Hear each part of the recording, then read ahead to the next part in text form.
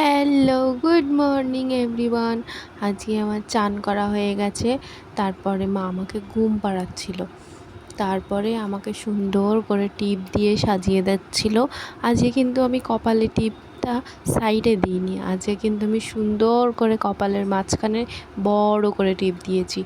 এই টিপটা দিয়ে আমাকে কেমন লাগছে আমাকে অবশ্যই বলবে। ওই সাইডে টিপ দিলে বেশি ভালো লাগে না মাঝখানে?